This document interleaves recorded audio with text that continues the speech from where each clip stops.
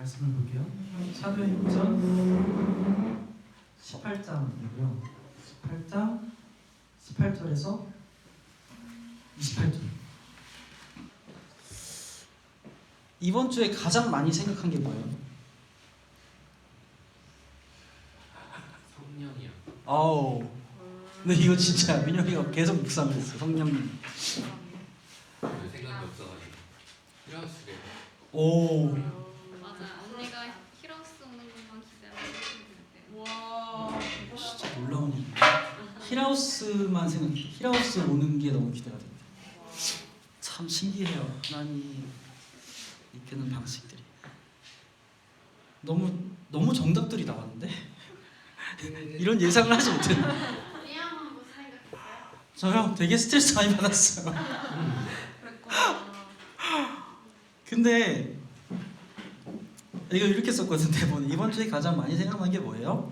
교회라면 뭘 가장 많이 생각해야 할까요? 막 이런 식이야. 근데 질문하지 않아도 될 것 같아. 사실 우리가 답을 다 말했잖아요. 예수님 생각하고 예수님 때문에 행복해서 예수님이 하신 일들이 너무 커서 행복한 거죠. 아무런 자격 없는 나를 위해서 하나님이 부어주신 사랑 때문에 너무 막연했지만 우리가 예수님 다시 오실 때까지 그 막연함을 알아가는. 그래서 내 상황과 환경은 행복하지도 않고 평안하지도 않은데 하나님이 내 아빠여서 평안한 거죠. 그래서 그런 나를 보는 사람이 쟤는 왜 행복하지? 행복할 이유가 없는데. 이게 하나님의 영광이 드러나는 삶이죠. 그게 예수님의 증인으로 살아가는 거고. 그랬을 때 그 사람에게 왜 예수님이 행복인지를 설명해내는 게 증인으로 사는 거예요. 우리가 뭐 복음을 가르친다라는 게 되게 막 우리가 어렵게 생각하고 있지만 내가 왜 행복한지를 설명하는 거예요. 내가 왜 예수님 때문에 행복하게 사는지를 그 사람한테 가르치는 거죠. 그래서 반드시 우리가 사도행전을 보고 있는데 사도행전은 되게 행위적인 게 많아요. 근데 그 이전에 사복음서가 있다는 걸 계속 기억해야 돼요. 예수님께서 이렇게 하셨어요. 예수님이 오시기 전에 하나님께서 구약시대 전체의 약속을 이끌어 가셨어요. 그 거대한 그 일들을 봐야 교회로서의 행함이 나오는 거죠. 그래서 행복한 거예요. 그 거대한 일 때문에. 우리가 하는 일 때문에 교회가 되는 게 아니라 우리가 하는 일 때문에 내가 일할 수 있는 게 아니라 예수님께서 하신 일 때문에 내가 일할 수 있는 거예요. 그 행복함 때문에 보여지죠. 세상 가운데 빛과 소금의 역할을 감당하게 되는 거예요. 그리고 우리는 그거를 설명하는 거죠. 그 복음의 매력에 관심 있는 사람들에게 우리는 내가 왜 이렇게 살고 있는지를 설명해내는 거예요. 그게 교회의 삶이에요. 우리가 지향하고 있는 방향이죠. 오늘 본문에도 그것이 진행돼요. 근데 오늘 본문 속에서 그것이 진행되는 것들을 살펴보면서 우리가 어떻게 적용할지를 보려고요. 오늘은 인물별로 한번 보려고요. 바울하고 브리스길라 부부하고 아볼로가 나오는데 바울을 먼저 볼게요. 같이 읽어볼까요? 시작. 프리스킬라와 아굴라와 성원한 것이 있어서 고린도에서 나왔죠. 근데 브리스길라 부부가 따라 나왔어요. 이건 브리스길라 부부를 설명할 때 같이 설명할 건데 바울이 굉장히 개혁적으로 보이잖아요. 유대교에서 개신교로 전환하는데 바울이 굉장히 크게 쓰임을 받아요. 그래서 잘못 생각하면 바울은 율법을 싫어한다. 마치 우리를 웨이처치를 잘못 보면은 전통교회를 싫어한다. 조직교회를 부정한다. 이렇게 볼 수 있어요.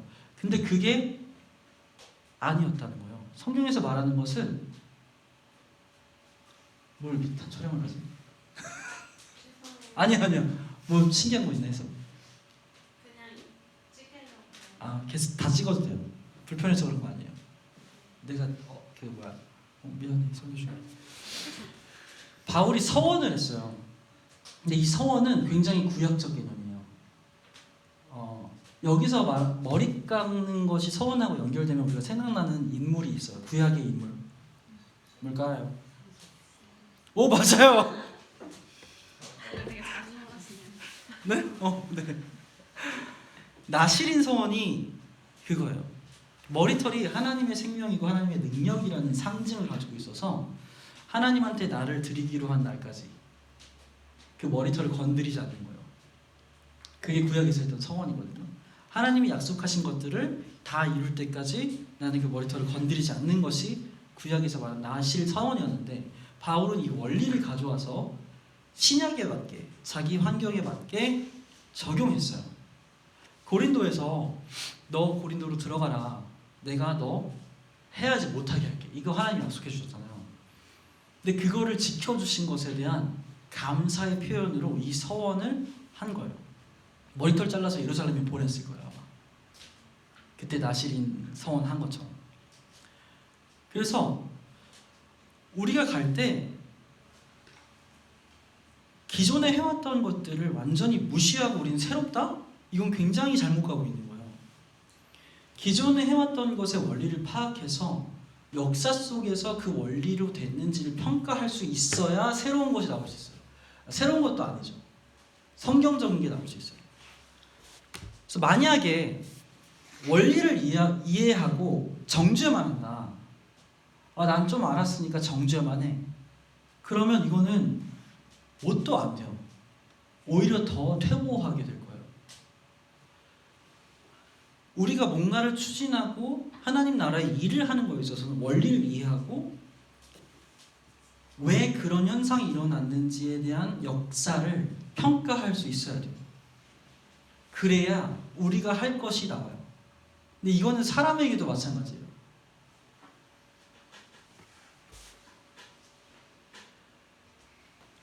이거를 개혁이라고 하죠.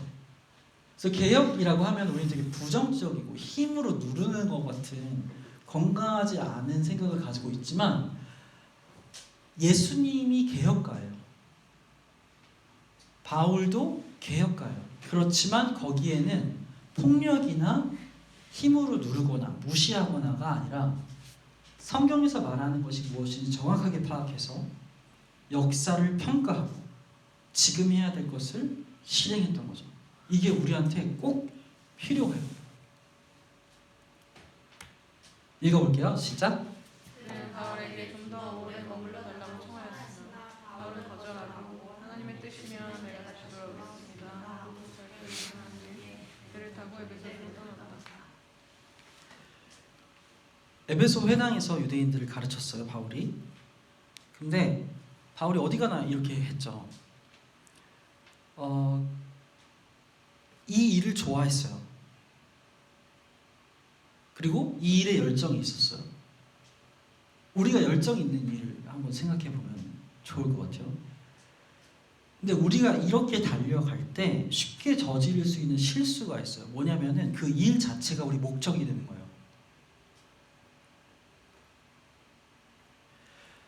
내가 옳다고 생각하는 것을 향해서 계속 전진하는 거죠. 그리고 그렇게 전진하는 것이 내 삶의 목적이 되어버려요. 예를 들어서 내가 설교하는 것이 목적이다. 설교를 안 하면 살 수가 없다.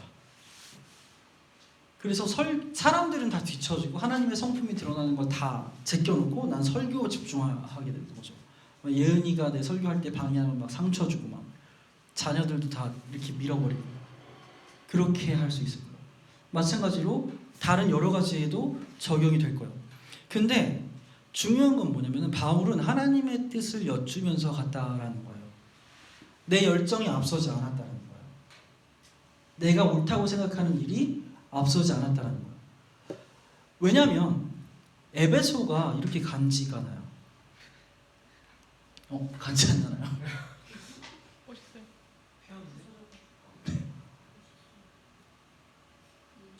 진짜 가보고 싶네요. 가요. 좋아요. 진짜 좋아요. 진짜 이렇게 생겼나요? 이거 훨씬 좋죠. 이게 원래 현장에 있었으면은 이 간지나는 도시, 로마의 제2도시였대요.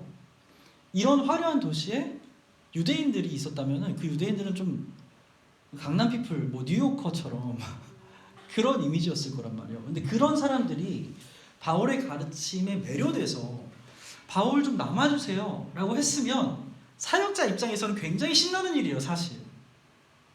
그리고 그 일을 좋아했고, 그럼 바울은 거기 남을만 해요. 누가 뭐라고 하지 않아. 그런데 바울이 하는 말은 하나님의 뜻이면 다시 돌아올게요 였어요. 그래서 우리가 계속 체크해야 돼요. 그리고 우리가 가고 있는 방향은 계속 업데이트 돼야 돼요. 하나님의 뜻인가 보고, 뭔가 잘못된 것이 있으면 계속 수정하고 바로바로. 하지만 원리는 바뀌지 않는 거죠. 그래서 어려워요, 이 과정이. 계속해서 하나님한테 뜻을 물어봐야 되고. 아무튼 바울이 아시아로 가고 싶어 할 때도 방향을 돌렸었죠. 그래서 마게도니아로 넘어가서 이제 나중에 고린도까지 가게 됐다가 지금 에베소에 있는 거예요. 에베소 잘 보이죠? 여기서 뺑뺑이 도는 거예요, 어떻게 보면. 근데 하나님이 그렇게 하라 그래서 하는 거죠. 그래서 우리가 생각하기 아무리 편하고 아무리 효율적이고 아무리 옳아 보여도 하나님한테 다시 물어볼 수 있어야 된다는 거예요. 근데 여기서 우리가 헷갈릴 수 있는 거는, 본문은 하나님께서 어떤 방식으로 자기 뜻을 드러내셨는지 말하고 있질 않아요. 아시아 때도 그랬고 지금도 그렇고. 근데 우리가 그럼에도 불구하고 가장 기본적으로 깔고 갈 수 있는 하나님의 뜻을 분별할 수 있는 게 있어요. 뭐냐면은 하나님이 드러나시냐는 거예요. 내가 하고 싶은 여러 개 중에 하나님이 뜻하는 것이 있을 수도 있잖아요. 근데 그것을 했을 때 하나님이 드러나냐는 거야. 하나님이 드러난다는 거는 뭐냐면은 하나님의 성품이 드러나는 거냐는 거예요. 이게 진짜 우리한테 큰 도전이에요. 우리 개인적 삶 속에서, 우리 공동체에서 뭔가를 선택하잖아요. 그때 그 선택으로 말미암아 하나님의 성품이 드러나느냐는 거죠. 이렇게 봤을 때 우리는 너무 연약해요. 너무 부족하고 우리가 계속 싸워나가야 될 부분이에요. 그리고 그것을 통해서 교회가 더 견고해지냐, 이거를 반드시 살펴야 돼요. 우리는 지금 우리가 아는 만큼 갈 수 있을 거예요. 그렇지만 여기에서 머무를 수 없어요. 더 하나님의 성품을 알고 더 하나님의 성품이 발산되고 우리가 더 높은 수준으로 결정하고 선택할 수 있게 되겠죠. 그래서 내 열정이나 뜻이 아니라 하나님의 뜻대로 살아가요. 이게 그런 의미예요. 또 같이 읽어볼게요. 시작. 바울은 가이사랴에 내려서 예루살렘으로 올라가 교회의 문화에 안디옥으로 내려온다. 바울은 얼마 동안 거기 있다가 그곳을 떠나 갈라디아 지방과 부르기아 지방을 차례로 두루 다니면서 모든 신도를 굳세게 하였다. 네. 여기에서 바울의 2차 선교 여행이 마무리돼요. 근데 바울이 안디옥으로 딱 찍어서 보고했으면 끝나는 문제인데 거기서 얼마 동안 잠깐 있다가 또 돌아요. 갈라디아, 부르기아 지방. 이거는 뭐냐면은 자기가 복음을 가르친 데를 다시 들어가서 잘하고 있나 확인하는 거죠. 굉장히 부지런했어요. 그러니까 가르치고 땡이 아니라 가르친 것을 잘하고 있는지를 점검한 거예요. 이런 거죠. 우리가 가끔 대화를 하다가 어떤 상황 속에서 복음으로 부딪혀야 되는 부분들을 접촉점을 만나게 되게 돼요. 개인적인 삶이라든지 만났을 때 어떤 사건이 있어. 그러면 내가 이걸 내가 복음의 관점으로 못 봤구나. 복음의 관점으로 볼 때는 이렇게 되겠구나 라고 돼요. 그때 그 만남, 몇 달 전에 그 만남이 있을 거예요. 그러면 우리 다시 만났을 때 그것이 어떻게 진행되고 있는지 서로 다시 점검해야 돼요. 그때는 그랬을 수 있어도 지금은 안 될 수 있어요. 하지만 우리가 지금도 그렇게 할 수 있어야 되는 거죠. 그리고 복음으로 계속 충돌될 때 그 부분, 그런 나의 내면적인 것이나 아니면 그런 상황들이 어떻게 진행되고 있는지 또 점검을 해야 되는 거죠. 이게 되게 중요해요. 가르치는 것으로 그치지 않아요. 교회는 잘하고 있는지 점검까지 해야 돼요. 자, 이게 바울이었어요. 브리스길라를 볼까요? 브리스길라는 바울을 따라 나섰어요. 근데 사업가인데 고린도에 있던 사업체를 두고 왔는지 아니면 그 사업체를 에베소로 이동했는지 그건 자세히 알지 못해요. 근데 많은 학자들은 브리스길라 부부가 사업을 계속했다, 멈추지 않았다 라고 말을 해요. 같이 왔어요. 근데 되게 재밌는 게 흔히 우리가 하는 일들이에요. 지금도 우리가 좀 그렇게 오해할 수 있어요. 어떤 리더를 쫓아가는 것 자체가 내가 사명을 다하는 거라고 생각할 수도 있어요. 교회 생활을 보면은 저 목사님의 마음에 드는 거, 그게 마치 내가 신앙생활 잘하고 있는 것처럼, 그래서 목사님을 계속 따라다니게 되는 거죠. 목사님의 기분은 좋게 하고 싶고. 근데 되게 웃긴 게 그 다음에 보면은 19절 안 됐네. 19절 제가 읽어볼게요. 그 일행이 에베소에 이르렀다. 바울은 두 사람을 떼어놓고 자기 혼자 회장에 들어가서 유대 사람과 토론했다. 그러다가 에베소 떠나요. 브리스길라 부부는 남아요. 이렇게 되는 상황이었다는 거죠.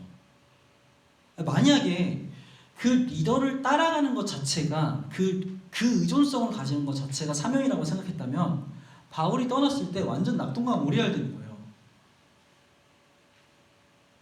그런데 브리스길라 부부가 남았을 때 어떤 일이 일어나냐면은 아볼로를 만나게 돼요.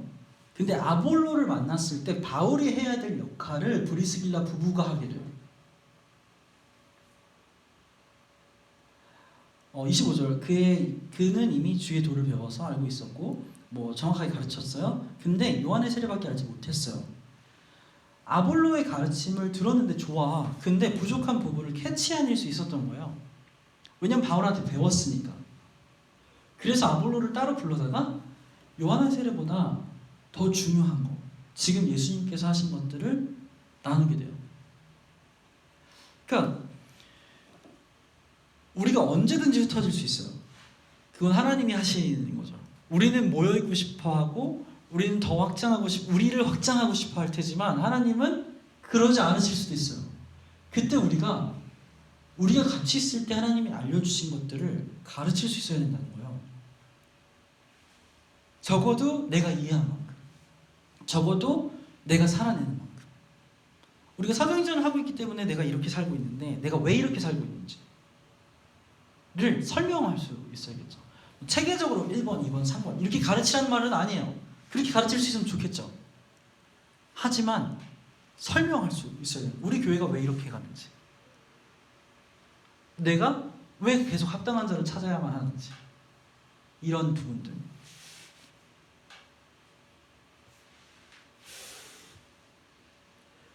그래서 교회는 사람을 따라서 살지 않아요. 예수님의 증인으로 살아요. 그게 초점이에요. 우리 사명은 여기에 있는 사람들을 기쁘게 하는 게 아니에요. 여기에 있는 사람들 뿐만 아니라 우리 바깥에 있는 사람들에게 예수님의 증인 되는 거죠. 우리 관계 속에서 예수님을 더 알아가고, 우리 그런 관계를 볼 때 세상 사람들 우리를 보고, 사실 그것은 너무 막연한, 너무 추상적이고 넓은 말이지만 사랑으로 귀결되는 거겠죠. 네.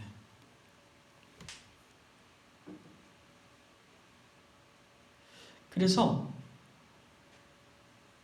교회는 독립적으로 가르칠 수 있어야 된다라는 거예요. 아볼로를 볼까요? 여기를 쭉 같이 읽어볼게요. 시작.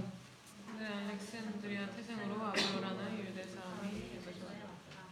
그는 말을 잘하고 성령에 능통한 사람이었다. 그는 이미 주님의 줄로서 알고 있었고 예수에 관한 일을 열심히 말하고 정확하게 가르쳤다. 그렇지만 그는 요한의 세례밖에 알지 못하였다. 그 그가 회당에서 담대하게 말하기 시작하니 브리스길라와 아굴라가 그의 말을 듣고서 따로 그를 데려다가 하나님의 도를 더 자세하게 설명해 주었다. 네. 아볼로가 알렉산드리아에서 태어났대요. 알렉산드리아는 뭐냐면은 그냥 도시 자체가 대학교라고 생각하면 된대요. 뭐 도서관은 어디 가나 있고. 그러니까 되게 박식한 사람들이 있는 곳인가 봐요. 거기서 왔다는 건 굉장히 똑똑했다는, 공부를 많이 했다는 거야, 아볼로가. 근데 거기에뿐만 아니라 성경에 능통했대요. 또 말을 잘했대요. 그러니까 되게 뛰어난 사람이었던 거예요. 그래서 주님의 도를 배워서 알고 있었고 예수님에 관한 일을 열심히 말하고 정확하게 가르쳤어요. 거기에 열정이 있었다는 거죠. 여기 열심이라는 단어를 원어적으로 보면은 성령으로 불타는 느낌이에요. 영적으로 열심히 있는 사람을 말해요. 근데 요한의 세례밖에 알지 못했대요. 그래서 아볼로가 가르치는데 브리스길라와 아굴라가 데리고 가서 요한의 세례가 다가 아니다라는 거를, 하나님의 도를 더 충분하게 보충을 해줬어요.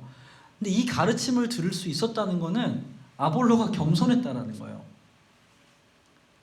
그래서 교회는 겸손해요. 겸손한 태도가 없이는 잘할 수가 없어요. 왜냐면 내가 옳다고 생각하니까 더 배울 게 없는 거죠. 수정할 수도 없고. 그래서 우리는 항상 하나님만 옳고 우리가 결정한 것은 옳지 않다. 그렇지만 우리의 최선이다. 이렇게 가야 돼요. 안 그러면은 굳어버려요. 성경에서 많은 질책을 받는 교회들의 모습이고 현대 교회도 마찬가지예요. 우리는 옳을 수 없어요. 하나님만 옳죠. 그 앞에서 우리가 겸손할 수밖에 없는 것이고, 그렇다면 여기서 우리가 이걸 통틀어서 한 번에 묶어서 보려면 요한의 세례가 뭔지를 알아야 돼요.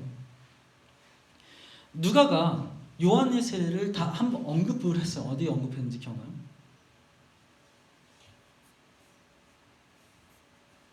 사도행전 시작할 때 요한의 세례를 말해요. 같이 읽어볼게요. 시작. 예수께서 사도들과 함께 잡수실 때 그들에게 이렇게 분부하셨습니다. 너희는 예루살렘을 떠나지 말고 내게서 들은 아버지의 약속을 기다리라. 요한은 물로 세례를 주었으나 너희는 여러 날이 되지 않아서 성령으로 세례를 받으라. 이게 되게 중요한 개념이에요. 성경은 바울도 그렇고 고린 서신서를 보면은 요한의 세례하고 성령 세례를 대조시켜요. 요한의 세례는 물로 주는 것이고 하나님이 주신 것은 성령으로 주시는 세례. 그러면서 누가가 이 요한의 세례와 성령 세례를 대조시키고서 넘어가는 개념이 하나님 나라 개념이에요. 제자들이 그걸 듣자마자 그러면 이제 때가 왔군요. 우리가 하나님한 성령 세례를 받으면 우리가 원하는 그토록 기다렸던 그 나라 회복하는 거거든요.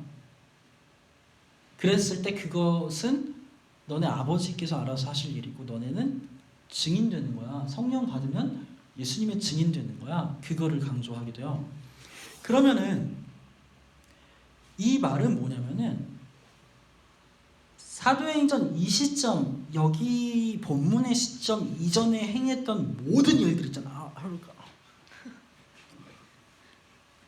그 모든 일들은 이 성령 주시려고 하신 거예요. 성령을 주시는 건 진짜 너무 중요한 사건이에요. 성령을 받았다는 거는 정말 너무너무 중요해요. 볼을 깨물어서 피가 나네요. 아무튼 성령을 왜 주셨냐? 성령을 받으면 어떻게 되냐? 누가가 말하고 있는 것은 증인된다는 거예요. 성령 받은 게 뭔지 너네가 그거를 설명할 수 있어야 돼. 성령 받고 사는 게 뭔지, 교회가 뭔지 너네가 설명하게 될 거야. 왜냐면 성령을 받았으니까. 그래서 성령이 진리의 영이고, 그래서 예수님이 보혜사로 계셨는데 또 다른 보혜사를 하나님이 보내셨다. 요한은 이렇게 고백하죠. 그 또 다른 보혜사는 보혜사가 하셨던 일을 이어서 하는 거예요. 예수님이 제자 삼으셨던 일을 성령께서 하시는 거죠. 그래서 우리가 성령을 받았다라는 것을 내가 뭘 할 수 있다보다 성령을 받았다라는 생각하면 우리가 먼저 생각해야 될 게 뭐냐면은 예수님이 하신 일을 이해할 수 있는 사람이 됐다예요. 내가 하나님의 창조부터 재림까지를 이해할 수 있는 사람이 됐다. 그거를 목격한 사람이 됐다라는 거예요. 그거를 알지 못하면은 행위는 나올 수 없어요. 그거 없는 행위는 율법주의예요. 예수님이 하신 것이 뭔지를 충분히 알아서 반응으로서 행위가 나오는 거예요. 행위가 필요 없다. 이것만 알아야 된다. 그것도 말도 안 되는 거예요. 어떻게 감탄을 안 해요? 아름다운 것을 보고. 그 사람은 생명이 없는 거예요. 되게 중요한 거죠. 그래서 성령을 받았다. 그것은 우리가 증인이 됐다. 성경의 모든 것을 이해할 수 있는 사람이 됐다는 거예요. 우리가 그러면 이렇게 가는 거죠. 뭘 할 때 잘 안 돼. 그럼 어디로 돌아가야 될까요? 내가 교회로서 이렇게 해야 되는 거 알아. 뭐 어떻게 해야 될까? 잘 안 돼. 그럼 울고 이렇게 막 내가 나는 왜 이 모양이야 이렇게 하기보다는 하나님이 무슨 일을 하셨지? 이렇게 돌아가야 돼요. 말씀으로. 왜냐면 그거 모르면 나는 절대 이거 못해요. 교회로 절대 못 살아요. 내가 지금 극복해야 되는 문제들이 보이잖아요. 나는 왜 이렇게 교회로 못 살까? 근데 그거 암만 고민해봐도 안 돼요. 돌이켜서 하나님이 뭘 하셨지? 하나님이 어떤 분이신지로 가야 되는 거죠. 그게 성령을 받았다라는 의미예요. 그래서 바울 여기 오늘 본 인물들 브리스길라 아굴라 다 한 성령을 받아서 한 방향으로 갈 수 있는 거예요. 같이 있던 같이 있지 않던. 너무 신기한 일이에요. 지금 힐하우스하고 산초용원교회 같은 방향으로 가고 있어요. 한 성령이기 때문에. 오지 미전도 종족에 계신 선교사님들의 교회들도 다 마찬가지일 거예요. 한 성령이기 때문에 그렇죠. 그래서 바울이 이런 고백을 해요. 고린도전서에 고린도에 편지를 보내요. 아볼로가 추천서 받아서 고린도로 가거든요. 아볼로 가고 싶다 해가지고 이제 18장 마지막에 근데 쓰진 않았지만 그 다음에 아볼로가 너무 사역을 잘한 거예요. 그랬더니 폐가 갈렸어요. 어떤 사람은 바울이 쓰는 거예요. 나는 바울 편이다 하고 또 다른 사람은 나는 아볼로 편이다 한다니 여러분은 완전 육에 속했군요. 이 말을 하고 있는 거죠. 그러면 너네가 그렇게 말을 한다면 아볼로가 뭐고 바울이 뭐예요? 아볼로와 나는 여러분을 믿게 한 일꾼들일 뿐이고 주님께서 우리에게 각각 맡겨주신 대로 일하였을 뿐입니다. 나는 심고 아볼로는 물을 주었는데 자라게 하신 것은 하나님 한 분입니다. 여기서 말하는 하나님은 성령으로 해석해도 돼요. 성령께서 자라게 하신 거죠. 그래서 맥이 같을 수 있는 거예요. 초점 맞추는 건 이거예요. 우리가 계속 돌아보는 거는 아까도 우리가 하나님의 뜻을 구하는 거, 하나님의 성품이 드러나는 거, 이거 성령 때문에 가능한 거예요. 그래서 우리가 계속 한 성령을 구하고 그 성령을 구한다는 건 곧 하나님이 어떤 분이신지 성경에서 확인하는 거예요. 그렇게 되면 우리는 흩어져 있든 어떤 상태든 어떤 환경이든 같은 방향으로 가게 돼요. 그게 교회예요. 하나님이 온 땅을 하나님 나라를 드러내는 방식이 그거인 거죠.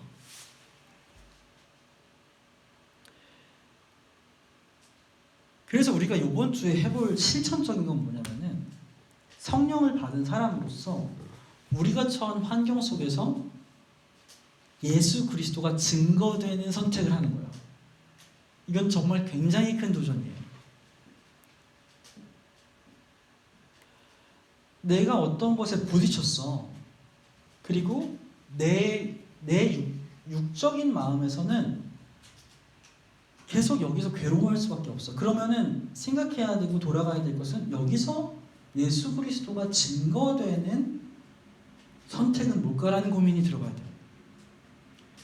그걸 알았어. 근데 내가 잘 안 돼. 왜냐면 내가 살아왔던 방식도 있고 내 연약함도 있고 그러면 어떻게 해야 될까요? 다시 말씀으로 돌아가서 예수님이 어떤 분인지 알아야겠죠. 교회는 끝까지 그 사이클로 가는 거예요. 그래서 말씀과 기도가 없이는 교회로 살아갈 수 없는 거죠.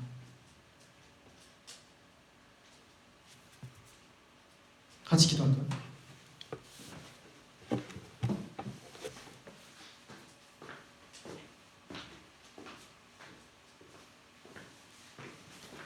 그냥 기도할게요. 같이 기도할 때 예수님이 드러나는 선택을 할 수 있는 우리가 되게 해달라고. 우리 각자의 삶. 그리고 그렇게 되지 않는다. 내가 아는데 예수님이 드러나는 선택이 이건 거 아는데 내가 그 선택 못하겠다. 우리 회개해야 돼요. 우리 같이 그 마음을 구해요. 같이 기도할게요.